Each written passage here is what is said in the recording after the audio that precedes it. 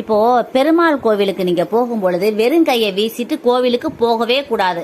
ஏதாவது துளசி மாலை இல்லைன்னா தாமரை பூக்கள் வாங்கி கொண்டு போய் பெருமாளுக்கும் மகாலட்சுமி தாயாருக்கும் போட்டுட்டு மனதார பிரார்த்தனை பண்ணிட்டு வாங்க. உங்க வாழ்க்கையில மிகப்பெரிய செல்வாக்கோட நீங்க நல்லா இருப்பீங்க. அதே மாதிரி பெண்கள் பெருமாள் கோவிலுக்கு போகும்போது தலைவிரி கோலமா போகக்கூடாது. அதாவது ஸ்டைலுன்னு சொல்லி தலையை விரிச்சு போட்டுட்டு அந்த கோவிலுக்கு போறது மகா தப்பு. தலையை நல்லா பின்னி போட்டு மங்களகரமா பூ வச்சு லட்சுமி கடாட்சத்தோட அந்த பெருமாள் கோவிலுக்கு போனீங்கன்னா மகாலட்சுமியும் உங்க வீட்டுக்கு வந்துருவாங்க, உங்களோட வந்துருவாங்க.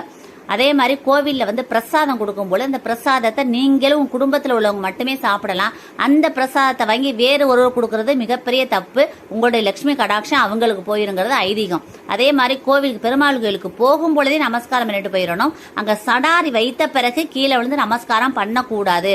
சடாரி தலையில வச்ச உடனே நீங்க வீட்டுக்கு வந்துடணும். வீட்டுக்கு உங்க பூஜை ரூம்ல தான் நீங்க நமஸ்காரம் பண்ணணும். ஏன்னா உங்க பூஜை ரூம்ல உங்க வீட்டுல மெல்ல மகாலட்சுமியை நீங்க கீழே இறக்கி வைக்கிறதா ஐதீகம். நீங்க கோவில்லையே கீழே விழுந்து கும்பிட்டீங்கன்னா மகாலட்சுமி அங்கே இறங்கிடுவாங்க. நீங்க வீட்டுல உங்க பூஜை ரூம்ல நமஸ்காரம் பண்ணனா உங்க வீட்லயே மகாலட்சுமி இறக்கி வைக்கிறதா ஐதீகம். உங்க வீட்டுல லட்சுமி கடாட்சத்தோட உங்க வீட்டுல லட்சுமி எப்போதுமே தங்கி இருப்பாங்க.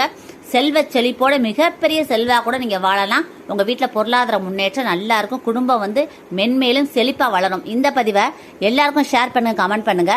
எல்லாருமே நல்லா இருக்கணும் ஃப்ரெண்ட்ஸ். Thank you friends. வாழ்க வளமுடன். தேங்க்யூ.